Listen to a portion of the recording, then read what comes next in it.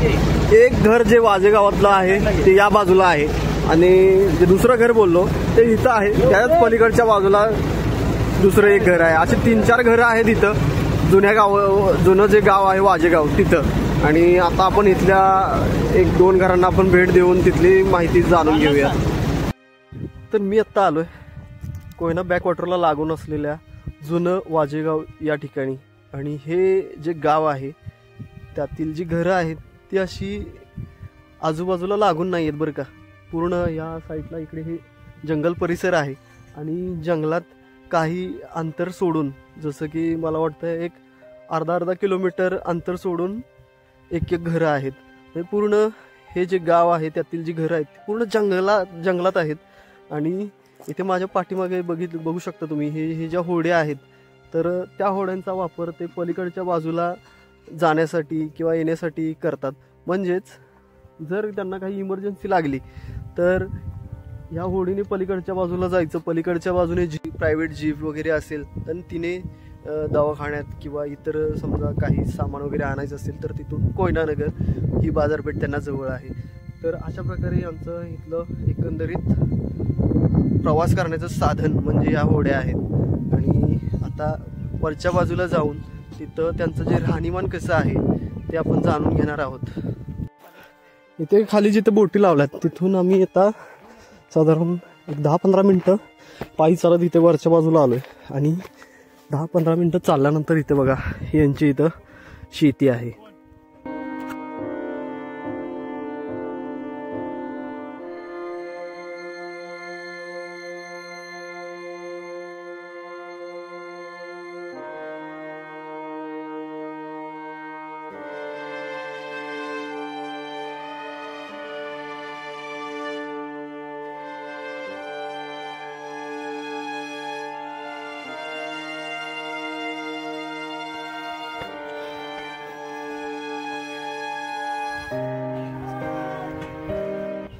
कोण आहे का घरी?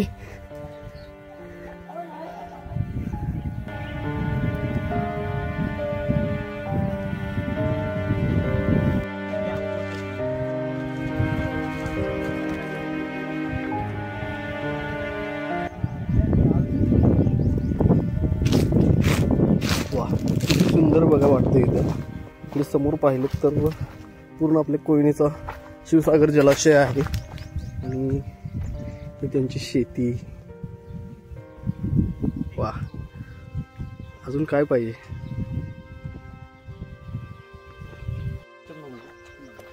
एक हॉंड.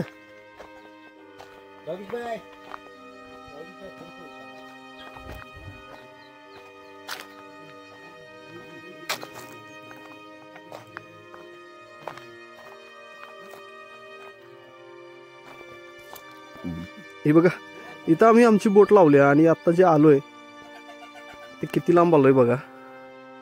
इकडं वरच्या बाजूला आलोय. नाही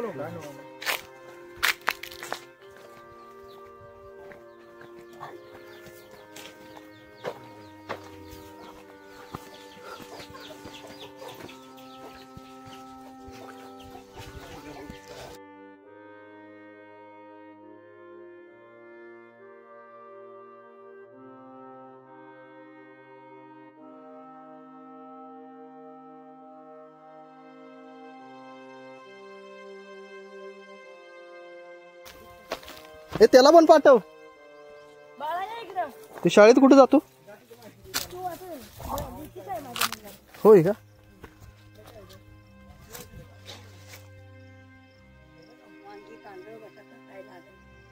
हे विकत नाही तुम्ही? नाही. काकी नमस्ते. तुम्ही इथे जे राहताय तुमच्या या घरी, तर ते कधीपासून राहताय? म्हणजे तुमची कितवी पिढी इथे राहते आता? आमची आता दुसरी पिढी ही.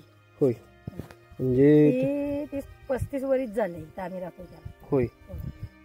तुम्ही जे कोयना धरण व्हायच्या आधीपासून इथं आहे की त्यानंतर आला इथं? नाही, त्यानंतर धरण व्हायच्या आधी ते आमचे पुरं वडिलांची आहेत ती राहिलेली आहेत. म्हणजे ती घर ती पलीकडच्या बाजूला आहेत ती का? नाही इकडे ह्या पुढे आहेत त्या घरातले आम्ही आहे.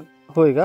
अच्छा, म्हणजे हे गाव तुमचं, हे जे इकडे जे राहताय तुम्ही ते पहिल्यापासूनची पिढी आहे ती. पहिल्यापासूनची पिढी आहे हो. पहिल्यापासून. म्हणजे आता तुम्ही तुमचं अजून सरकारनं काही इकडे पुनर्वसन नाही काय केलेलं. काय नाही.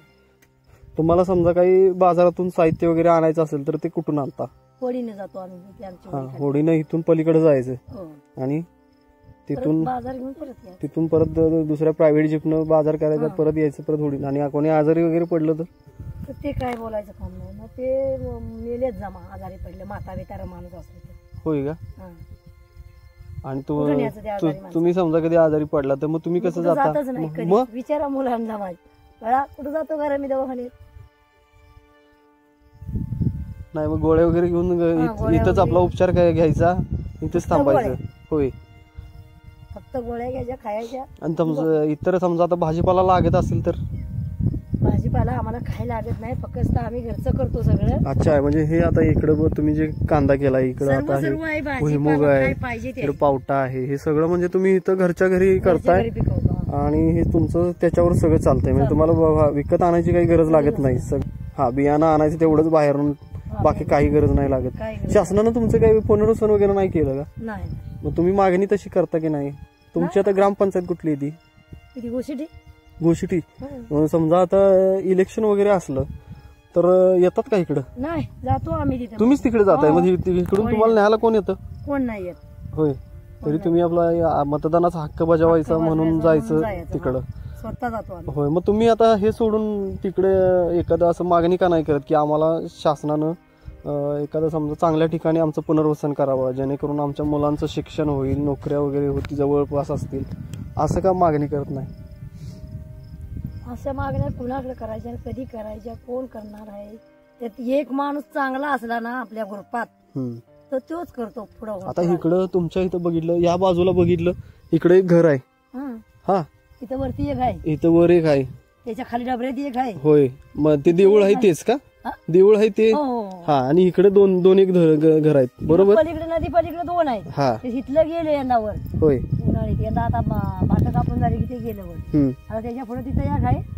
आणि मग सगळे असे मिळून तुम्ही मागणी करायला पाहिजे खरं तर, हा, की बाबा आम्हाला एखाद्या चांगल्या ठिकाणी जिथं बाबा जवळपास शहर असेल आणि आम्हाला पाणी वगैरे असेल, मुलांचं शिक्षण, नोकरीचा प्रश्न पण मिटेल, अशा ठिकाणी तुम्ही मागणी करायला पाहिजे.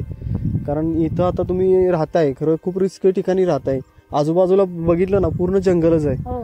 आणि तुम्हाला जंगली प्राण्यांचा काय त्रास? जंगली प्राणी त्रास म्हणजे असं ना, आम्ही बॅटऱ्या घेऊन रात्रीची हिंडतोय होते असं राखण बांधाच्या करायला. खाली. हा, होय. बांधाच्या खाली जनावर येऊन रात्रीची बसते, ते काही घरात भरते.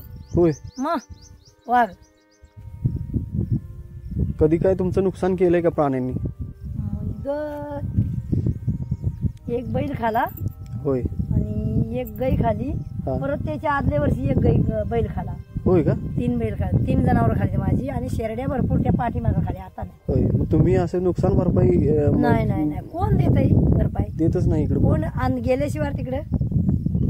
आणि त्यात तिकडे जाण्याचं पण आपल्याला माहिती पाहिजे. बरं, आता तुमची मागणी काय राहील? तुम्हाला शासनानं काय तुम्हाला म्हणजे हे केली पाहिजे, मदत केली पाहिजे की तुम्हाला त्यातून उपयोग होईल? पलीकडच्या बाजूला एक बाजे गाव आहे ना? हो, ते हा, तिथपर्यंतच रस्ता आहे. तिथून इकडे यायचं म्हणलं तर बोटीनच यावं लागतंय.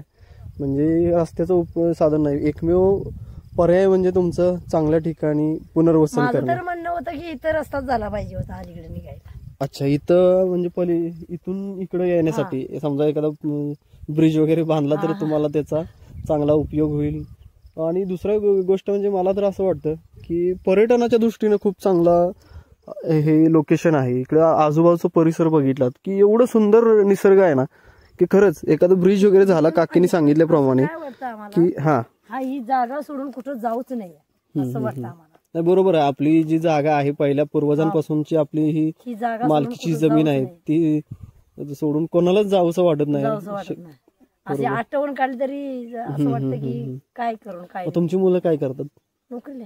अच्छा, बाहेरच आहेत. म्हणजे तुम्ही मुलं नोकरीला आहेत, फक्त तुम्हाला इथं तुमचं घर, तुमचं जनावर इथं आहेत म्हणून साठी इथं राहावं लागतंय. आणि उपजीविकेचं साधन म्हणजे ही शेती. एवढं हे करून ती शेती करायची स्वतःसाठी, त्यातून स्वतःच आपलं रोजचं जेवण वगैरे करायचं, हे असं तुमचा नेहमीच हे चालू आहे. तर चालेल, तुम्ही काळजी घ्या. अजून काय तुमची मागणी असेल नक्की सांगा.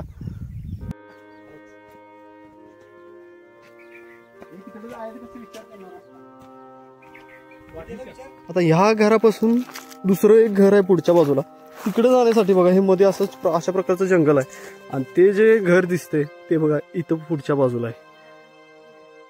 तिथं जाण्यासाठी आम्हाला आता या घनदाट जंगलातून जावं लागणार आहे.